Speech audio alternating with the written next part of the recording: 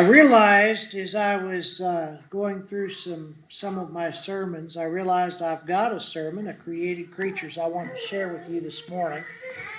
Kind of break up our study on where the Bible came from. This lesson this morning is an old lesson, and it was a lesson I looked at. There's a couple that come to mind when I do this lesson. Years ago, I used to preach at Wolf Creek in Morgan County. And there's a couple up there by the name of Harmon and Carolyn Thomas. Now, I'm not exactly sure how many years they've been married to date, but I know that it's over 60. They're almost 70 years of marriage. I believe they celebrated their 65th wedding anniversary a year or so ago. And so they are pushing 70 years of marriage.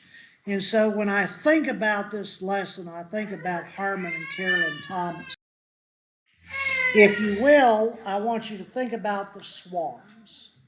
Swans are what we would call, and I'm probably going to butcher the pronunciation of this word, but monogamy, which means it's a form of a relationship in which an individual has only one partner during their entire lifetime. Swans occasionally will have a second partner if the first one dies, but even that is very rare and very seldom. Most of the time, swans have one partner for the duration of their lifetime. And so I thought about this as the way it works with marriage, the way God designed marriage for us to work. And swans are not the only creature that does this. But when we look at God's creation, we look at things that oftentimes symbolize something. And swans are often used as a symbol of love. And that reason they're used as a symbol of love is the lasting dedication that swans have for each other. And so I want to remember that when we get married, when you who may not be married, when you say your vows, you are committing to something greater than yourselves. Swans themselves, they mature, their sexual maturity level is somewhere depending on the species of swans. And what I have chosen to use for this PowerPoint is primarily what you're seeing is the mute swan. But they range between 4 and 7 years of age. The thing that gets me, though, is swans don't wait until they're 4 to 7 years old before they choose a mate. Sometimes they will pair up as early as 20 months old, so a little bit under 2 years, and these swans will pair up and they will mate for their entire lifetime, which that lifetime spans around 20 years. So at 2 years of age, give or take a little bit, swans decide who they're going to spend the remainder of their lifetime with. Well, let me ask you this. If animals make this decision, and God's created creatures realize that they are dedicated to another individual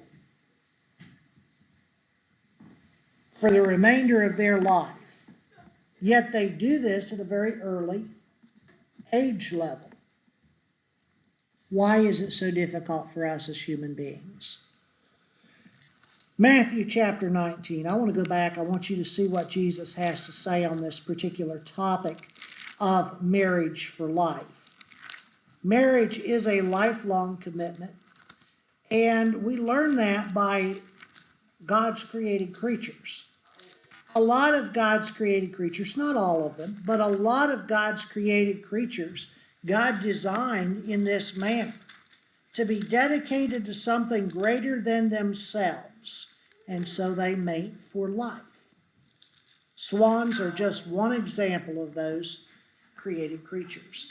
In the Gospel of Matthew, chapter 19, beginning in verse 8 of that chapter, we see here one of the Pharisees came to Jesus and they're wanting to test him. So let's back up to verse 3. And a Pharisee came up to him and tested him by asking, is it lawful to divorce one's wife for any cause? Now, once you see, therein lies the trap, for any cause. He answered, have you not read that he who created them from the beginning made them male and female?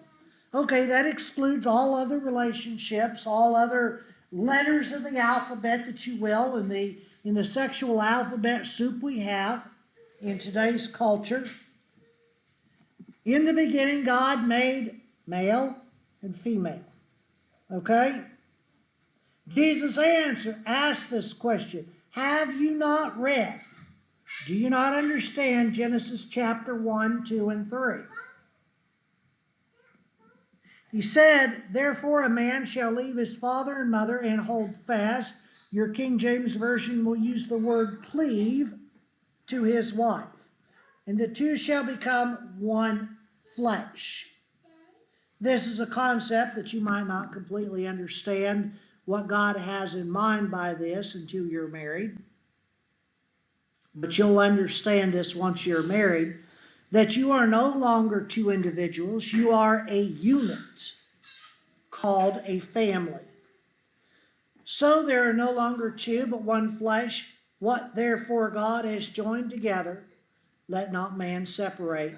They said to him, why then did Moses give a certificate of divorce to send her away? He said to them, because of the hardness of your heart, Moses allowed you to divorce your wives, but from the beginning it was not so. Jesus goes on talking about divorce in verse 9. He says, I say to you, whoever divorces his wife, except for sexual immorality, and marries another, commits adultery. I want you to notice something that his disciples made an observation of in verse 10. His disciples said to him, if such is the case with a man with his wife, it is better not to marry. They made an observation. I find this very interesting. These are good guys. They're dedicated to their wives as far as we can tell, and yet they make an observation. If you can't get out of that relationship, you're better not to marry. Jesus also makes a response to that. Some people can do that. Others cannot. But I want you to think about this. Jesus says that from the beginning, divorce was not in the mind of God. Our commitment when we get married, just like the swan, is not just to each other, but our commitment is to God.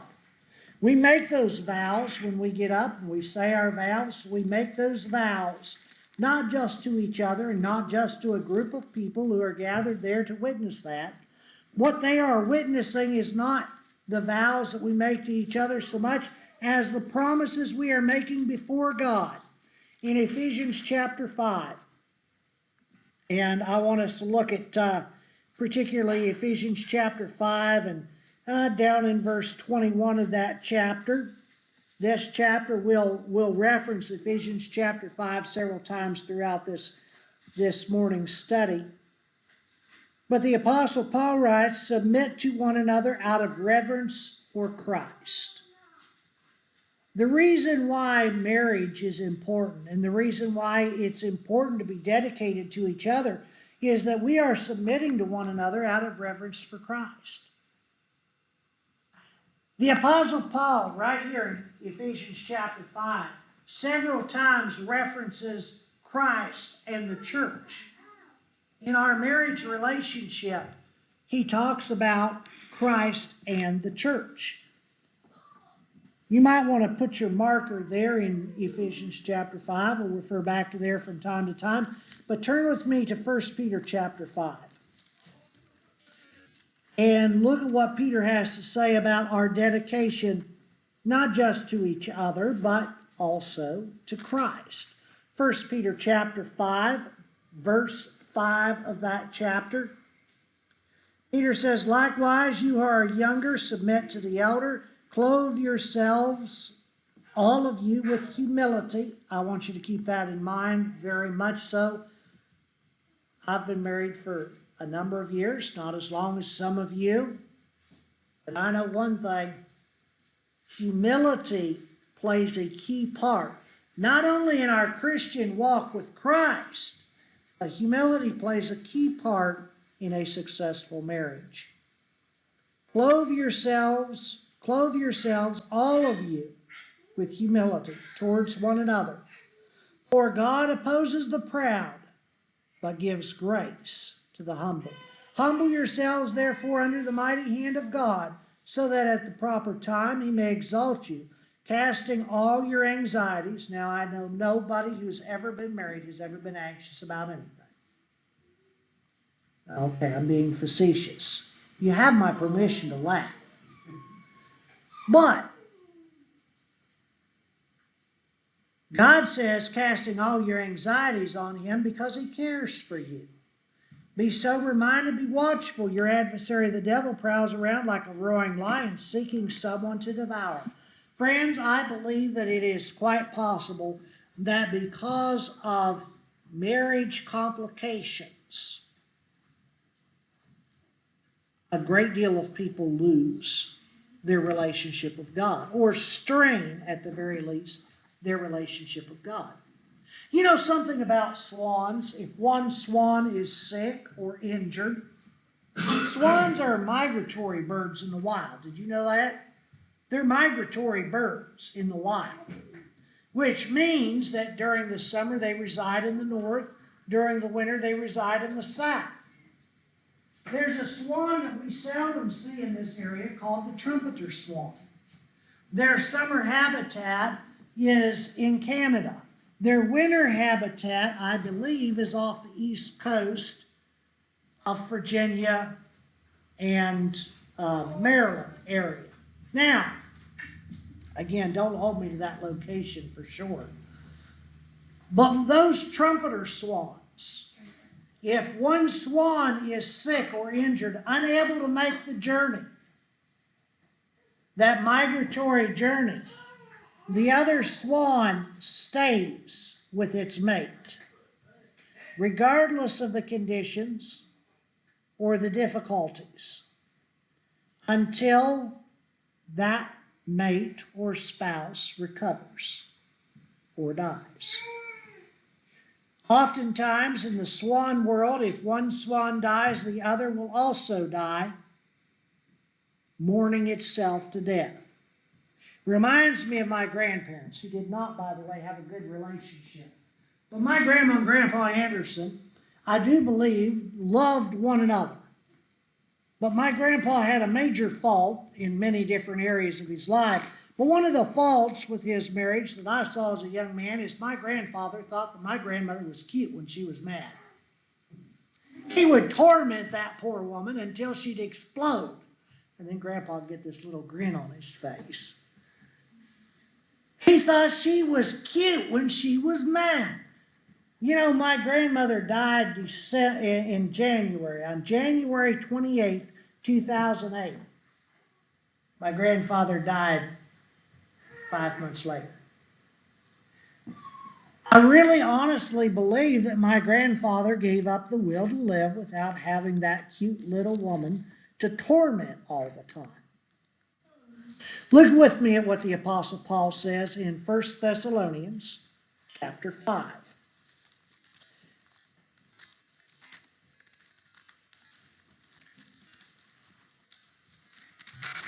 1 Thessalonians chapter 5, and in verse 5 of that chapter,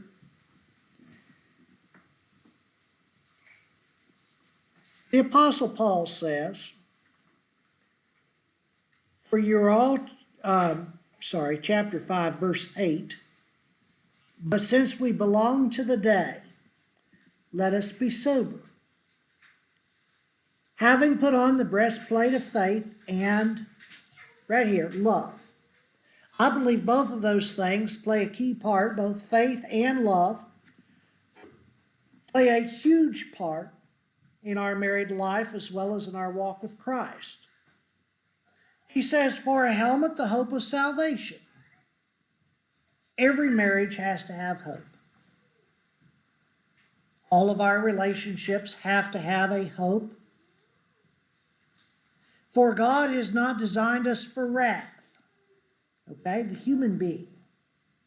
You know, when I get upset, I get angry, I get headaches. It's detrimental to the human body. For God has not destined us for wrath, but to obtain salvation through our Lord Jesus Christ, who died so that whether we are awake or asleep, we might live with him. Therefore, encourage one another. And again, I've underlined this in my Bible, not only for my Christian walk, but also for my walk with my wife. Therefore, encourage one another and build one another up, just as you are doing. We need to encourage each other. All too often, we slip into a dark zone in our relationship with Christ and in our relationship with each other. Verse 12, the Apostle Paul continues on, we ask you, brothers, to respect those who labor among you. I can't think of anyone who labors more than my wife. And are over you in the Lord, and admonish you, and to esteem them very highly in love because of their work. Be at peace among yourselves. And we urge you, brothers, admonish the idle, encourage the faint-hearted, help the weak, be patient with them all. Be patient with them all. There's so much in there that is written to the church. And if what the Apostle Paul says in Ephesians chapter 5, go back there for a moment. I want you to see what Paul says to husbands in Ephesians chapter 5 for just a moment. Ephesians chapter 5, verse 22. Wives, submit to your own husbands as to the Lord. And so oftentimes we joke and we say, well, that's where we leave it off at. I want you to notice something, though, in verse 23.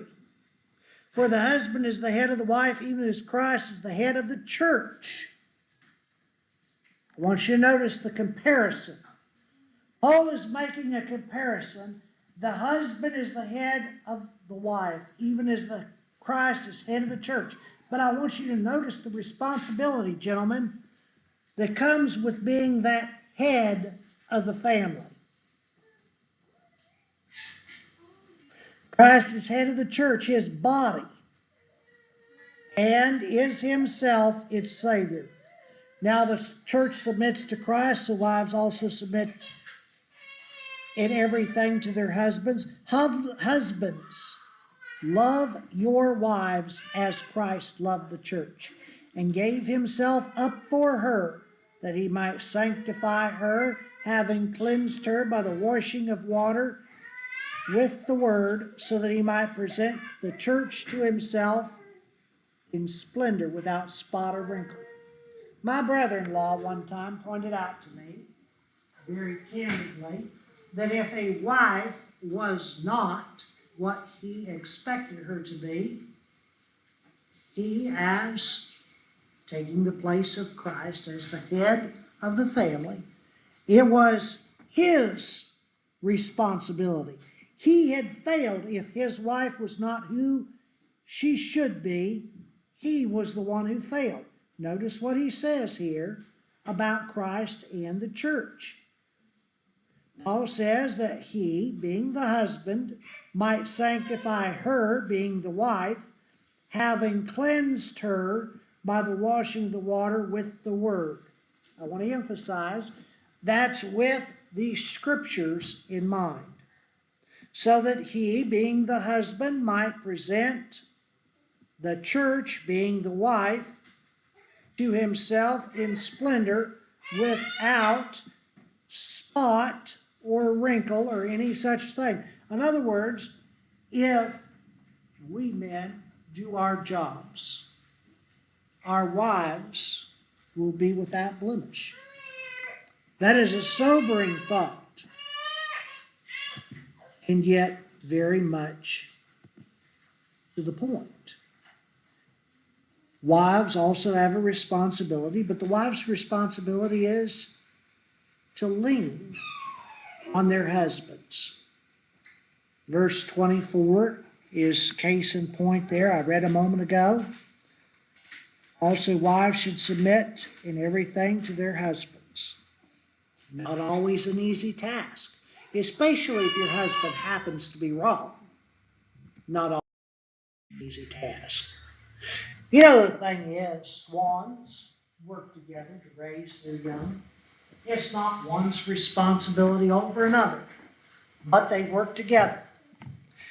The Apostle Paul, in writing to Christians of Galatia, reminds the Galatian Christians that in their walk with Christ, and if we're looking at this in a way and manner that the church in its relationship with Christ reflects what marriage should be, then this would also be the case. Galatians chapter 6 and verse 2, Paul writes, "Bear one another's burdens and so fulfill the law of Christ."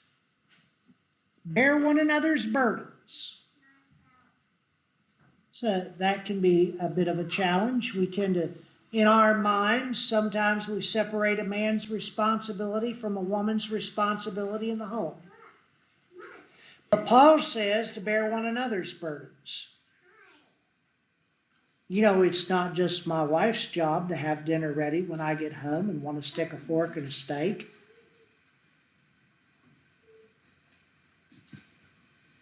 Bear one another's burdens, and so fulfill the law of Christ. Back to Paul's letter to the Ephesian Christians, this time chapter 4.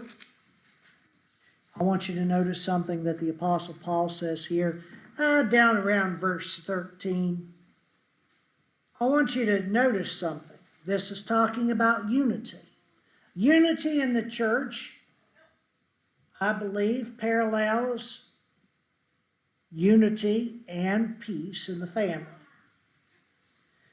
Until, Paul says, until we all attain the unity of the faith and the knowledge of the Son of God, to mature manhood, to the measure, the stature, the fullness of Christ. You know something about people who have been married for a long, long time? They learn to live with each other, despite one another's quirks, imperfections. The Apostle Paul said there are certain things that people do in the church that he was instructing them to do. He said in verse 12, for the equipping of the saints, for the work of the ministry, for the building up of the body. Those things he lists are rather interesting.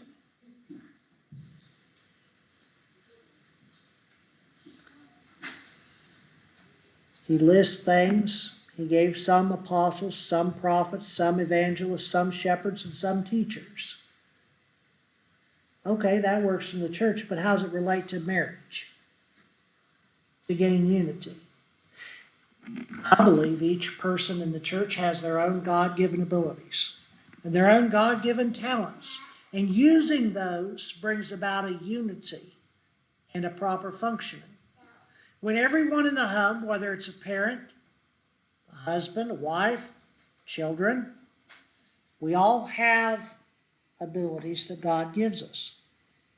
When we use those things properly, it brings about unity. I want you to think about something. We've got some young guys in here that like mechanical things. Do you ever wonder how an engine works? If you're looking at an engine or a car, I was driving down, I think it was Interstate 79 one day.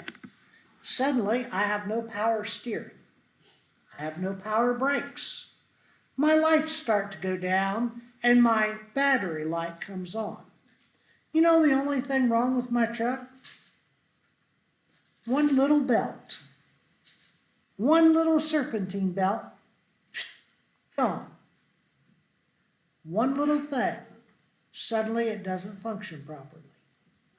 In marriage, one little thing, and marriage doesn't function properly. Unity is a machine that works like it is supposed to work. Unity is having a serpentine belt that runs umpteen different pumps. That serpentine belt runs a water pump, an air conditioner, an alternator, a power steering pump, and I'm not sure what else, to be downright honest with you, because I'm not a mechanic. But there were 4 things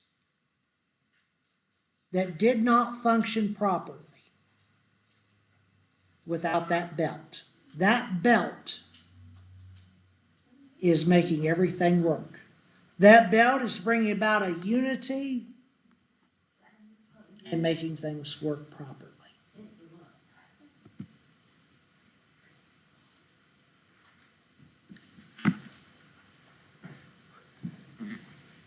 Just like the swan, we don't always know what life is going to throw at us. I'm rooting for Brock to have about 10 kids. His life will change drastically. He'll never know what hit him. And it doesn't come all at once. It's kind of this creeping thing. They generally come one at a time. And then you wake up 15 years later. You say, what happened? I used to sit beside my wife in church. And I used to have my arm around her, much like Brock and Haley. And I said, what in the world? We're never going to lose this. 10 kids later, I don't even sit in the same pew. Life changes. You get challenges. You get problems.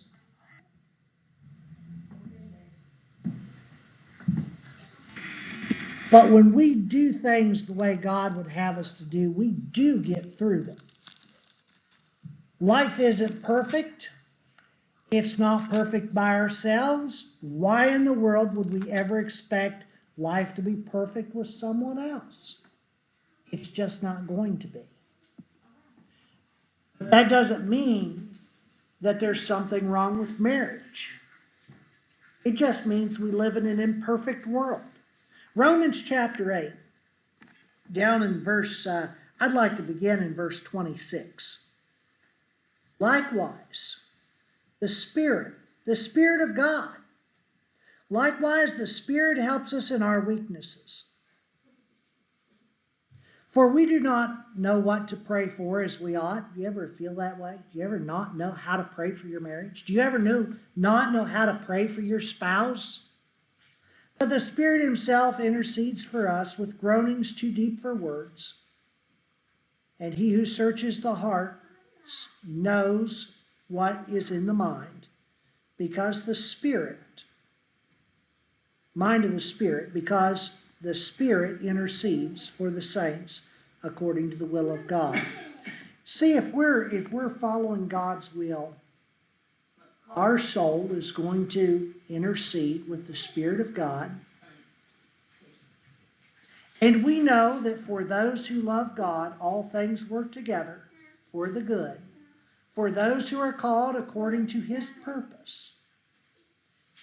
My friends, marriage is according to God's purpose. Marriage, while it has its ups and its downs, marriage is according to God's purpose. The Apostle Paul in 2 Corinthians chapter 4 and in verse 7 says this. And he's speaking about the wonderfulness of the gospel, the good news. But I want you to think of it in a different way. I want you to think of it as the treasure of marriage. But we have this treasure in, your King James Version is going to say earthen vessels. You know what those earthen vessels represent? The human body. My English Standard Version says jars of clay. Marriage doesn't exist outside of this life. So, like the gospel of Christ, we have the treasure of marriage in jars of clay. You know what the problem with jars of clay is? Sometimes they get a crack in them. My mother used to have a big old crock that we made sauerkraut in. I mean a big old crock.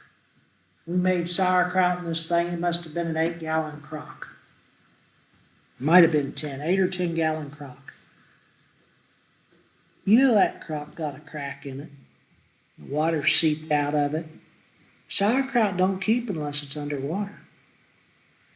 Sometimes our physical human body gets a crack. Sometimes those earthen vessels or those jars of clay break. They're delicate. But we have this treasure in jars of clay to show that the surpassing power belongs to God and not to us.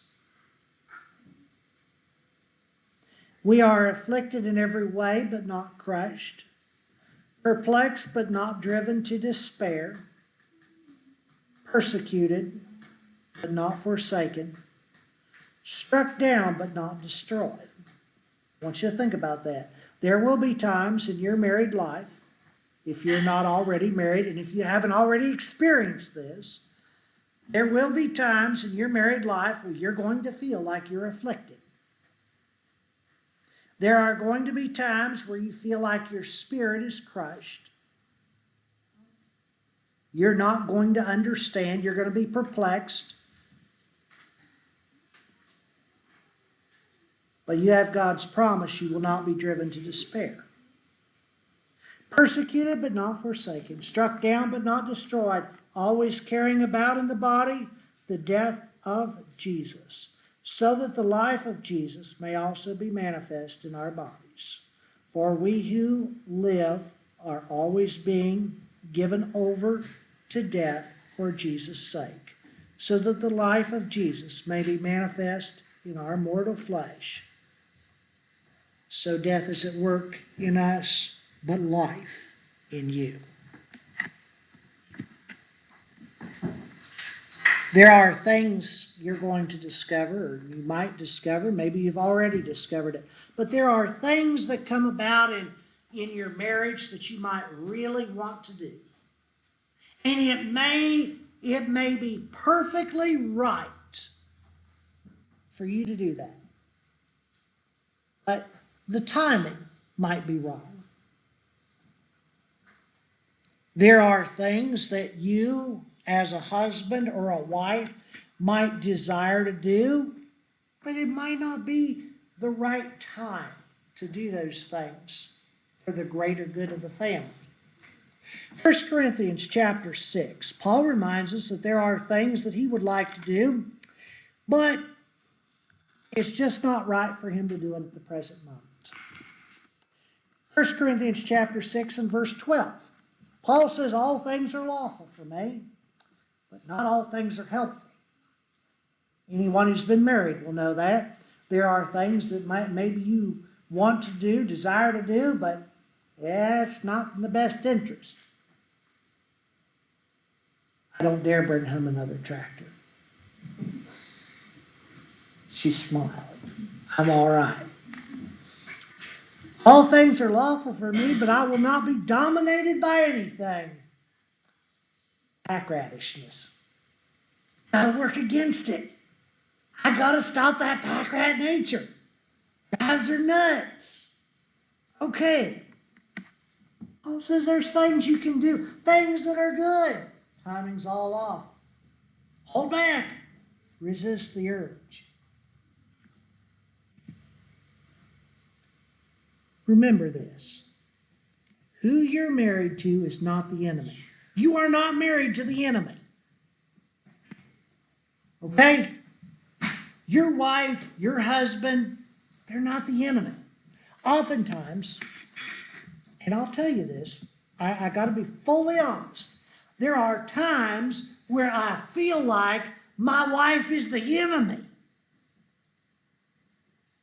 Then I have to step back and remind myself, no. I'm not married to the enemy. I'm not a Samson. So the Apostle Paul in 2 Corinthians chapter 10 writes something here that I think is very important. And if we're taking this and comparing marriage of the church to Christ to our physical marriage to each other, 2 Corinthians chapter 10, I want you to notice what Paul says in verse 3. For though we walk in the flesh, we are not waging war according to the flesh, for the weapons of our warfare are not of the flesh, but have divine power to destroy strongholds. We destroy arguments and every lofty opinion against the knowledge of God, and take every thought captive to obey Christ. Okay, first of all, you're not married to the enemy. The weapons of our warfare are not carnal weapons. We need to make sure that Christ is on our side. Paul says we destroy, and I've highlighted this in blue in my Bible. Paul says we destroy arguments. And I ended it right there. We destroy arguments. Arguments are destroyed, Paul says, by every lofty opinion against the knowledge of God. We do so, we destroy those arguments, we destroy those opinions by taking every thought captive. Did you know you can control your thoughts? People will argue with you about that. But the Apostle Paul clearly says that we can control our thoughts. And when we control our thoughts, then we can control who we think the enemy is. And the enemy is never the person you're married to. Kind of the opposite of a swan is a buzzard. You know what? Nobody wants to be a buzzard. Them black-headed buzzards are nasty old critters. Nobody wants to be a buzzard. They feed on dead animals. There's poems and songs, romantic ideas about swans. You never see these guys when we're talking about marriage, love, pretty things. You never see a buzzard. You know, sometimes our marriage can kind of get to that point where we're nothing but a couple of old buzzards living together. Alicia's laughing. Look out, Kevin. What does Paul say in Ephesians chapter 4? Let's go back there a minute. Ephesians chapter 4 and verse 3. Ephesians chapter 4. Actually, let's begin in verse 1. Paul says, I therefore, a prisoner for the Lord, urge you to walk in a manner worthy of the calling to which you have been called. Walk worthy. Marriage is a calling.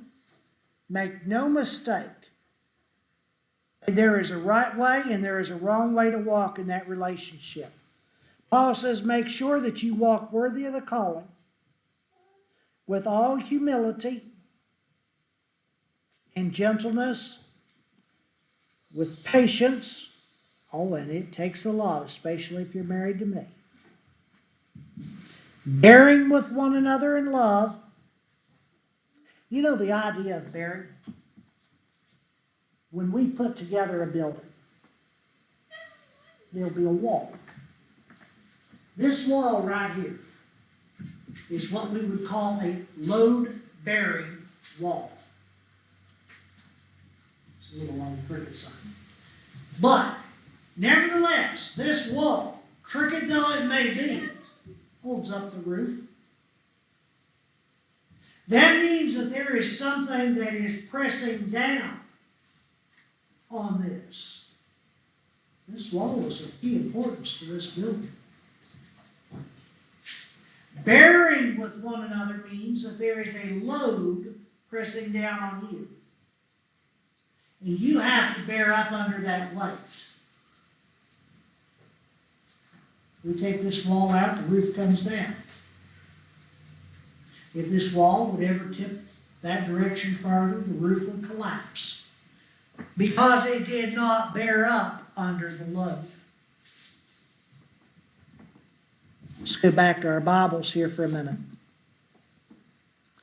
The Apostle Paul says, bearing with one another in love, eager to maintain the unity of the Spirit in the bond of peace. Again, I want you to bring about that idea of unity, the idea of a serpentine belt, keeping everything running together, running smoothly, running as it ought to. You know something else I had happen one time? I had a water pump lock up. Guess what? Burned up a serpentine belt. One out of four components. One out of four components locks up. Serpentine belt, the unity doesn't keep going around. It burns a hole in the belt. Eager to maintain the unity of the Spirit and the bond of peace. Also look back with me in your Bibles at 1 Peter chapter 3. 1 Peter chapter 3, verse 7. As we think about what it means to have unity. I think understanding each other, and I am not going to lie to you, I want you to see what Peter says. He says in verse 7, likewise, husbands, live with your wives in an understanding way. I want you to know something. I've got a confession to make. I've been married for a long time, and I don't understand my wife. Women are strange creatures. And I don't fully grasp her. That doesn't mean, just because I don't understand her, does not mean that I can't live with her in an understanding way.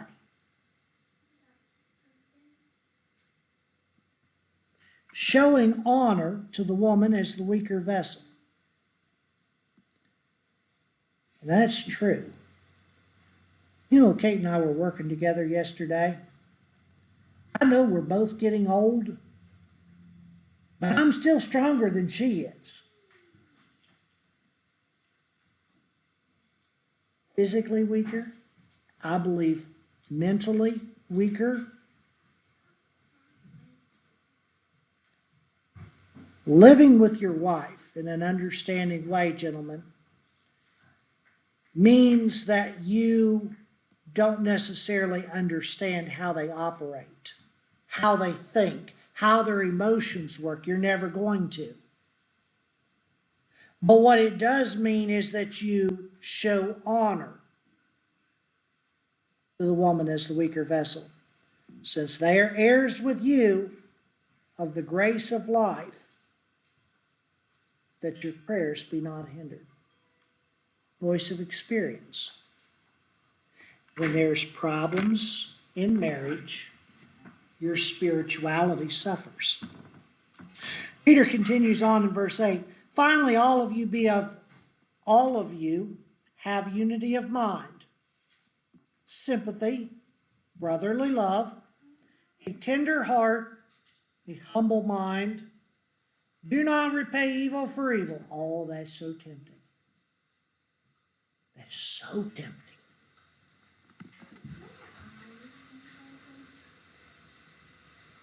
The other night, last Sunday, not just the other night, it was last Sunday evening. Sunday evenings is usually my evening to fix Kate dinner. Okay? We come home from Merrill's Ridge. Usually asked to do something with hot dog or sausage or something like that. I made these wonderful, wonderful sausages on the grill, and she likes hers on a bun. I usually avoid the bun if possible. I don't like the buns that well. I put hers on the bun. I put the ketchup and the mustard on like she likes, and I put cheese underneath of it, between it and the bun. I put cheese on top. Stick it in the oven, right? I stick it in the oven and melt the cheese. She loves melted cheese. And I forgot about it. And what I brought to her bedroom that night was these, it looked like toxic waste. It was crispy and crunchy and black. Not nice yellow melted cheese on the top. She looks at it, she says, "You expect me to eat that?" Last night she fixed me sausage for dinner. She goes, "I'm not going to do what you did to me." I'm like, "Thanks, I appreciate it, dear."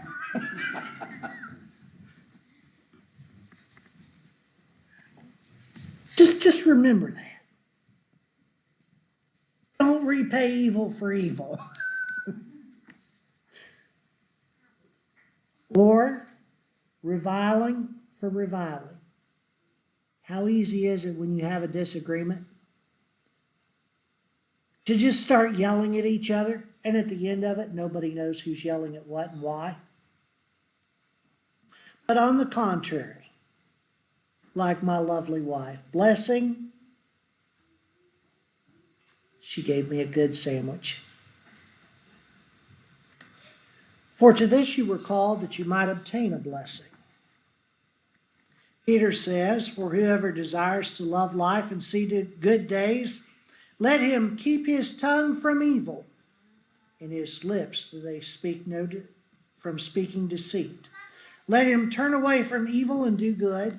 Let him seek peace and pursue it. For the eyes of the Lord are on the righteous, and his ears are open to their prayer. But the face of the Lord is against those who do evil." Seek peace. Pursue it.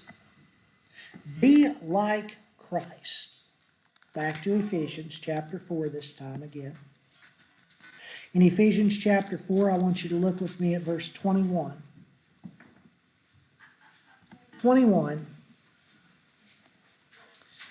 Assuming that you have heard about him and were taught in him as the truth is in Jesus. Now look at this. To put off your old self. You know something I discovered? And I'm still learning it. Before you get married, you have certain ideas of what your marriage is going to be like. You have certain ideas what your life is going to be like. The truth is, I suspect anyone who's ever been married, any length of time, has realized, yeah, forget that. Throw all those, that whole idea, happily ever after type of thing, throw that out the window. Dirty diapers will come, children will come, and they're great. They're also very stressful from time to time. But Paul says to put off your old self. That might mean, in my case, that might mean putting away certain things that you wanted to accomplish in your life, which belongs to your former manner of life and is corrupt through deceitful desires. Sometimes we have this idea in our minds that there's something in life we want to accomplish, and we desire to have that accomplished. The problem is, and the truth is, if we did accomplish it, would it really be all that great?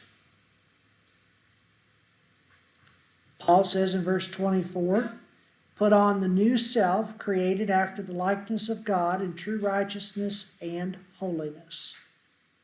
Therefore, having put away falsehood, let each of you speak the truth with his neighbor. I would insert spouse here for today's study. For we are members one of another. Be angry and do not sin. In other words, you might become angry. Don't sin when you're angry. Do not let the sun go down on your anger. That's good advice in any case. Married or unmarried, don't go to bed angry. Don't sleep angry. Give no opportunity to the devil. Let the thief no longer steal, but rather let him labor doing honest work with his hands, so that he might have something to share with anyone in need. Now back in verse 29, we take up the thought again. Let no corrupt talk come out of your mouths, but only such as is good for building up, as fits the occasion, that it may give grace to those who hear. Do not grieve the Holy Spirit of God, by whom you were sealed for the day of redemption. Let all bitterness and wrath and anger and clamor and slander be put away from you, along with all malice. Be kind to one another, tender-hearted, forgiving one another as God in Christ forgave you. That is advice for the church, my friends. But how much advice is in that section for the family and for marriage? Finally, Ephesians chapter 5, verse 1, walk in love. You know, I'll tell you what, there is nothing better than to see two people walking in love. And that love doesn't have to diminish after a long period of time. Harmon and Carolyn Thomas, I mentioned before. You know what? Those two still act like lovebirds. 70 years, almost 70 years of marriage, and they still act like lovebirds. One of the funniest things, I don't know, some of you might know the family, but they're not really totally related to me, but some folks that used to go to church with my grandmother many years ago. This elderly lady, she was in her 60s, she was a widow. Okay, she was widowed very early in life. Rosalie Daly was her name. She was Rosalie Young as a young person. She had Rosalie's Country Cafe in Waterford. And Rosalie, after she was widowed, continued to raise her children. She raised some really, really great kids. Some of them I know, some of them I don't know so well. But she was probably 60-some years old. And a young high school sweetheart that she had back in high school came back for a class reunion. He was a widower. And I'll tell you what, those two hit it off. They apparently had a thing back in high school before each of them married someone else and went their separate ways. I was a late teenager, early 20s, when Roy Ellis and Rosalie Daly started dating again. It is so funny to see people who are 60 years old holding hands. But I'll tell you what, there was nothing more beautiful than to see two old people so head over heels with each other. You thought they were teenagers.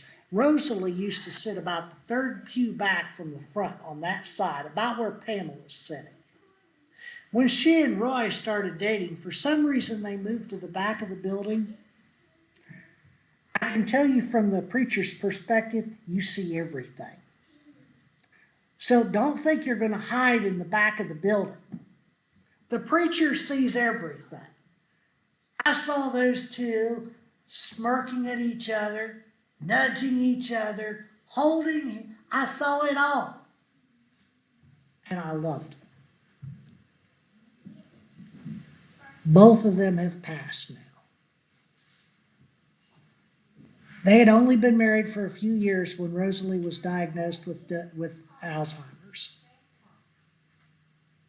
Roy took care of her for the next 3 or 4 years of her life. I don't think he ever left her side. I don't think that anything ever separated those two.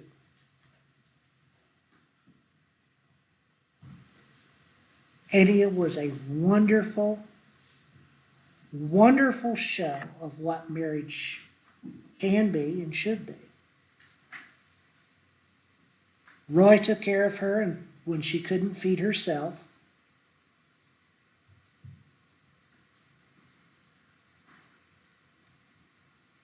And did everything she wanted him to. And she gave him everything that she could. Walk in love as Christ loved the church.